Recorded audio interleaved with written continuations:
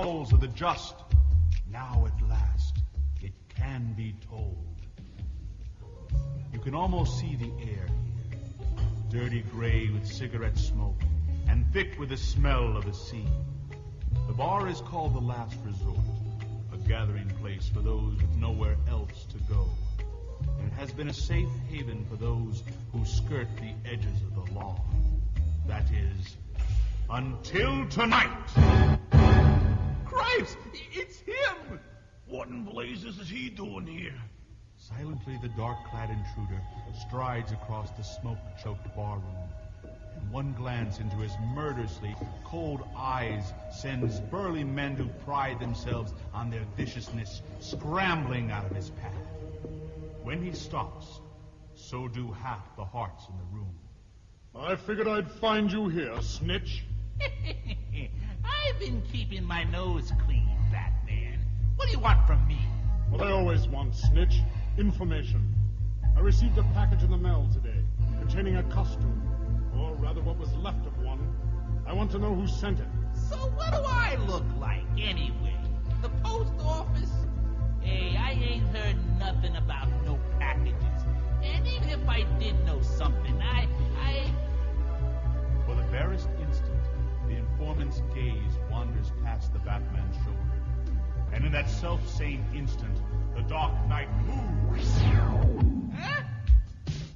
If you want to play rough, punk, you picked a bad night for it. That wasn't very smart, snitch. I just wanted to talk. Stay away from me, Batman. I'm warning you. But now I'll get my answers another way. Keep back, or I'll blow you away. You dare? You dare to pull a gun on me? Don't you ever point a gun at me again. Never. Do you hear me? Never. That's enough. Huh? Robin, what? Just protecting your back, Batman. Don't you think you've done enough here? Yes, of course. There's nothing more this punk can tell me. Let's get out of here, Robin. My thoughts exactly, Batman. You fellas try to keep out of mischief now, here. The faces that watch the Caped Crusaders as they leave the battle-torn room are flushed with an awkward mixture of hatred and relief. Then, moments later, on the fog-shrouded wharves... You're sure you're all right, Batman? For a while in there, it was looking pretty hairy. I'm fine, chum. But I'm furious. Somebody broke into the Batcave and stole the original Bat costume once worn by my father. Then nailed me the pieces. Now I intend to find that thief and reduce him to pieces as well. And as the powerful Batmobile roars through the winding streets of Gotham City... He's taking this hard, and I can understand why. He and I are so much alike in so many ways. He's not the only one who knows how it feels to see your parents murdered before your eyes. That night in Newtown, those many years ago, as the Flying Graysons performed their circus trapeze act for the final time, I stood watching proudly as my father performed his specialty, the triple spin.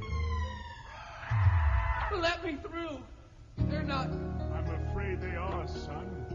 For your own sake, stay back. There's nothing more you can do for them except mourn. My parents were gone, and for the first time in my life, I was alone. So terribly, terribly alone.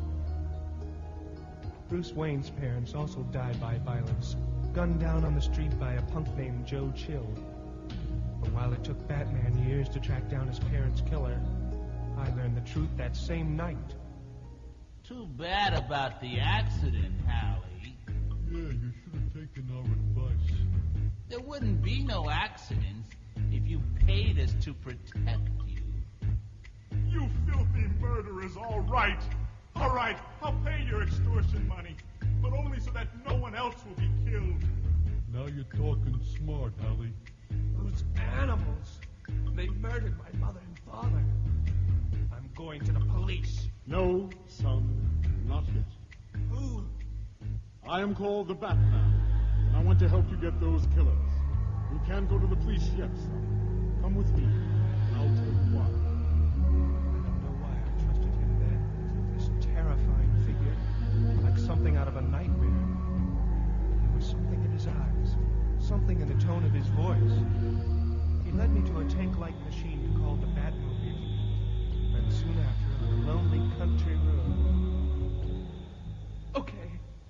Why can't I tell the police? Because this entire town is run by a man called Boss Zuko, son.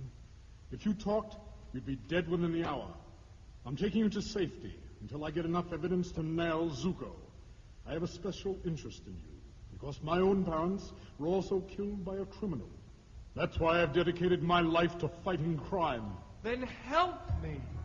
Give me a chance to avenge my parents. I kept pleading with him, begging, and something in my voice must have touched something in the Batman's soul. All right, Dick. I'll give you a chance, but I warn you, I lead a perilous life. I'm not afraid. That night, with only God and the Batman as my witnesses, I swore an undying oath. Swear that you will fight against crime and corruption, and never swerve from the path of justice. I swear it. And the following day in Gotham City Courthouse... I can't let you adopt the boy, Mr. Wayne, because you're a bachelor. But since you've obtained the consent of his nearest relatives, I hereby appoint you Dick Grayson's legal guardian. As simple as that, a lifelong bond was formed between us, and my training for my chosen career began in earnest. Acrobatics, criminology, the martial arts. I learned all that I needed to know, and then some. Finally, after months of exhaustive effort... You're almost ready, Dick. But to operate with the Batman, you'll need another identity, a costume, and a new name. Well, since you're the Batman, maybe I could take the name of a different flying creature. I was thinking precisely the same thing. How do you like the name Robin? It's perfect. The legendary Robin Hood was always one of my favorite heroes. I didn't know it then, but I wasn't the first Robin. Bruce himself had worn the costume when he was a boy. But as I donned this red and green outfit for the first time, it didn't matter to me. I stared into the mirror and saw a hero staring back at me. It fits you like you were born to wear it, Robin. Who knows? Batman, maybe I was.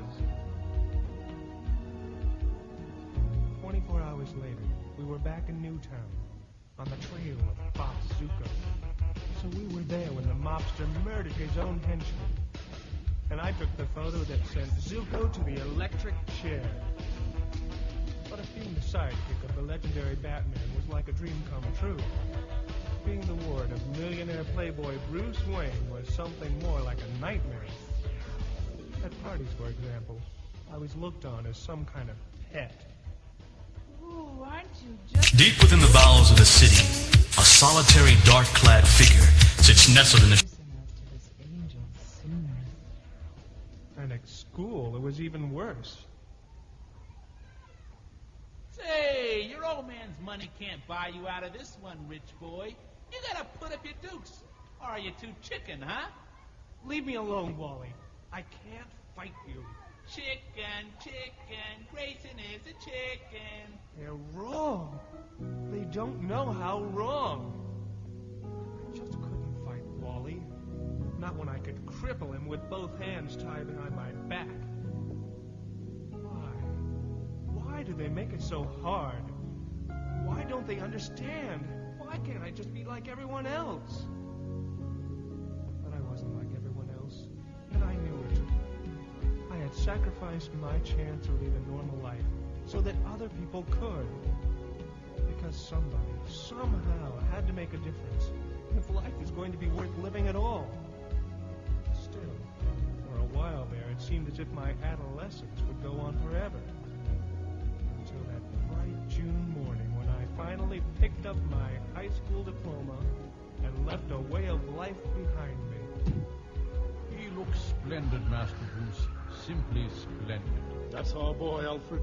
Only he isn't the little boy anymore. That fall, I left Wayne Manor for Hudson University, and that sprawling old mansion suddenly ceased to be a home. This place is too big for just two of us, Alfred. It's time for a change. Within the week, Bruce had closed Wayne Manor and moved lock, stock, and Alfred into the penthouse crowning the offices of the Wayne Foundation. Once again, the Batman became a vital part of the city that he loved. The Dark Knight Avenger had finally come home. For a moment, the T-Wonder pauses in his reverie as the sleek Batmobile slips unseen through the secluded cul-de-sac called Finger Alley. Then along hidden through, which lead to the sprawling Batcave hidden beneath the towering Wayne Foundation building. Welcome home, sirs. Would you care for something to drink? Not now, Alfred. I'm busy. As you wish, sir. Master Dick, perhaps you? I'll take a Dr. Pepper, Alfred, if you've got one. I'm just so glad you answered my summons, young sir. Frankly, I'm worried about Master Bruce. He just hasn't seemed himself lately. He's so driven. That's completely understandable under the circumstances, Alf. That old costume of his dad's meant a lot to him. But there's more to it than that, young Robin. Ever since that warehouse explosion a few days past, Master Bruce has been a different man. As if he's suddenly realized his own mortality and is struggling to deny it. I know what you mean, Alfred. I saw an example of it a little bit earlier tonight. I guess that's the major difference between me and Bruce. To me, crime fighting has always been an adventure. But to him, it's a holy mission. Still, I suppose you can't really blame the man. He's known a lot of pain in his life. So have we all, Master Robin. So have we all. I saw pain beyond imagining in the final days of the Second Great War, as I did my part to help countless refugees escape the Nazi oppression. And heaven forgive me for the pain that I myself inflicted in the course of that noble endeavor, so that men of goodwill everywhere could be free once more. It was a terrible time, a lonely time, but there was still satisfaction in the knowledge of a job well done. I was saving lives, and in the end, that was all that really mattered. When the war at last was over, I had seen enough of violence to last me a lifetime, more than enough. I put away my weapons and returned to my one true love, the stage. But alas, my beloved father was not a well man, and when the day finally came when I knelt by his deathbed... For generations, there has been a pennyworth in domestic service, my son, until now. Swear you won't let that grand old tradition die with me, Alfred. Swear! I swear, Father, if that is what you wish.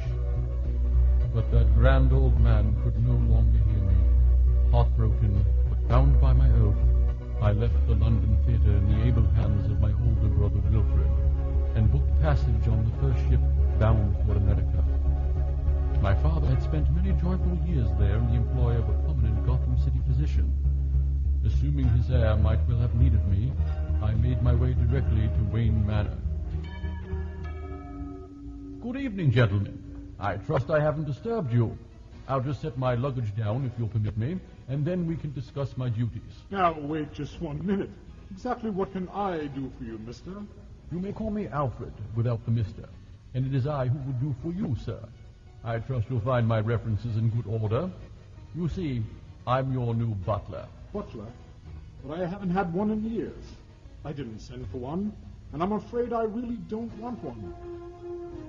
We found we can get along better without servants of any kind. It may be a bit awkward at first, sir, but I dare say you'll get used to me. My father faithfully served your father, and now I shall serve you. It's the way of the world, sir. Breakfast shall be served promptly at 7. I would appreciate punctuality. Good evening, sirs. I shall find my own way to my room. I settled into my new duties more quickly than I ever would have imagined. Perhaps my father had been right. Perhaps this was the life I was born to lead. But it was on a chill autumn night several weeks later, as an unnatural moaning filtered through my bedchambers, that the course of my life was forever set. Alfred! Huh? Someone, something, calling my name. And Master Bruce and young Dick are out for the evening. Perhaps it's a ghost. The voice, it seems to be coming from the old clock. Summoning all my courage, I examined the antique timepiece and discovered a hidden portal, a secret staircase winding downward.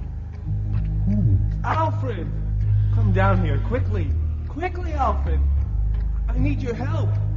The Batman, Bruce, has been injured. Great Godfrey, young Dick. You and the Master, you're the Batman and Robin. Hurry, lad, we've got to get Master Bruce to his bed. Fortunately, the Master's wounds were slight, and when he recovered, he introduced me to a world beyond my wildest imagining. Yes, Alfred, the Batcave is hidden here beneath rain. You're the only other person in the world besides Dick and me who knows its location. You can rely on my discretion, Master Bruce. To be butler to the legendary Batman is indeed an honor. And from that moment forth, I did double duty. As gentleman's gentleman to wealthy Bruce Wayne, and as faithful aide-de-camp to the Dark Knight detective. And I've never regretted a single moment of it all. Caring for Masters Dick and Bruce has filled a void in my life, given it purpose again. For the first time since the Great War, I am involved in a noble cause once more, striving for the right. And I would gladly give my life in that cause, should ever the need arise. Your soda pop, Master Robin? Huh? Oh, thanks, Alfred. Just put it down, I'll get to it. Have you uncovered any likely suspects yet, sir? Yes, old friend, you might say that. You want suspects, Alfred? Here, look at these photographs. Take your pick. There isn't a single person in that unpleasant collection who doesn't have ample reason to hate me. And all of them are justified. I dare say that all depends on one's perspective, sir. Perhaps, Alfred, but the facts can't be denied. Take the Joker, for example. He wouldn't be the grotesque clown he is today if it weren't for me. When we first clashed at the Monarch Playing Card Company, he was merely a master criminal who called himself the Red Hood. You might as well give up, Hood. There's nowhere left for you to go. Wrong, Batman. Left with no alternatives, I can always go down. Great Scott! He's diving into the plant's catch basin for all the chemical waste. The liquid empties out into the river, but he'll never make it. That deadly chemical mixture will finish him first. But I had reckoned without the special oxygen system built into that bizarre crimson helmet. Red Hood survived his swim through the very thick of those noxious chemical wastes, but he didn't survive unscathed. No, it's not possible. All those foul chemicals did something to me. They turned my skin chalk white, my hair emerald green, my lips ruby red. I look like a clown, an evil, cursed clown. At first, he was terrified, until he realized his new face could also terrify others. And since the playing card company was indirectly responsible for his new face, and he named himself after the card with the face of a clown. The Joker! Regrettable, sir, but what happened to the Joker was indisputably his own fault. Of course it was, Alfred. But do you want to try telling him that? Point taken. But they're not all like that. Heck, if not for you, this character would almost certainly have died all those years ago. I know, Robin, and I've often wondered if he might have been a lot happier if he hadn't. Of all those who've ever crossed my path, Harvey Dent is probably the most tragic. He was Gotham City's youngest district attorney, a man on the rise, until the Boss Maroney trial put an end to his career forever. Will you please repeat what you just told the court, Batman? Gladly. Boss Maroney is the man who shot Bookie Benson. He's lying, I tell you. Is he, Maroney? Then explain this. Maroney's own lucky piece, a two-headed silver dog, found at the scene of the crime with Maroney's fingerprints all over it. Blast you, pretty boy. I'll fish you for that. Maroni moved fast for a fat man, but I moved faster. I just didn't move fast enough. Look out, Tim! He's throwing acid! Oh, my face! For more than a month, Dent's tortured face was swathed in bandages. Then, at last... You were lucky, Mr. Dent. That Batman's hand deflected that acid, so it only struck on one side of your face. I appreciate that, Doc. Now, please finish unraveling me and hand me a mirror. No! No! My face! What have you done to it? I've become hideous! Hideous! The shock of that moment was more than Harvey Dent's fragile mind could stand, and it sent him screaming over the edge. Maroni's two-headed lucky piece became his new trademark, and Dent himself became Two-Face. You begin to see the problem now. The possibilities are almost limitless. I've made too many enemies in my life, too many powerful enemies. And to make it worse, some of them, like Ra's al Ghul and Professor Hugo Strange, have even learned my true identity. Well, we've got to start somewhere, chums. And since you don't have a better idea, why don't we try police headquarters? Frankly, I'd rather not. This is a private affair. Well, it's not likely to stay that way if you're going to keep mopping up the streets of Gotham with punks like Snitch. Come on, let's get moving. It won't hurt as much if you don't take time to think about it. Besides, Commissioner Gordon is one of your oldest friends. If he can't help you, then nobody. Huh? Hit the deck, everybody! Someone has tampered with the Batmobile's ignition. This baby's about to explode! Alfred, are you okay? Certainly, sir, though I fear my poor wardrobe may never be the same. I tell you, fellas, that's about as close as I ever want to cut it. If I hadn't noticed that... I almost hate to say it, Batman, but I think this note is for you. No. Not again. Not again! One by one, I will destroy the things that make you what you are, and then I will destroy you.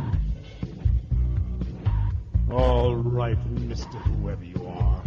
You've been asking for a war, and now you have one. And it's a war only one of us will survive.